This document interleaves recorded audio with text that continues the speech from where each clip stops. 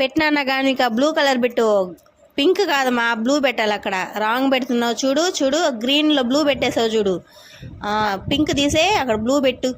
అది ఇప్పుడు red colour తీసుకో, రెడ్ రెడ్ రెడ్ తీసుకో, రెడ్ తీసుకోవాలా.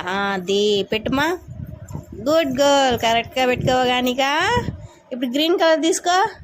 ఉన్నీలే. అయ్యో పడిపోయిందా, నెత్తిస్తలే ఉండు. ఓకే ఓకే తీసుకో, పెట్టు.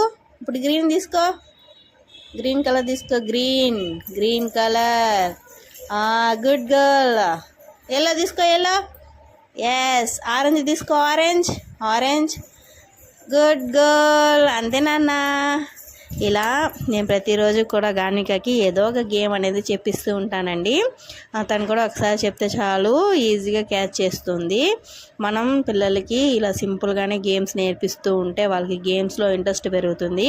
మా పాపకి అయితే గేమ్స్ అండ్ డ్యాన్స్, సింగింగ్ అన్నీ ఇంట్రెస్టే. కానీ తినదు, అదొకటే నాకు నచ్చదు. కానీ చెప్పిన మాట వినదు, మనం చేయొద్దనే పని చేస్తుంది. అంతేగాని మా పాప ఇంకన్నిట్లో కరెక్టే.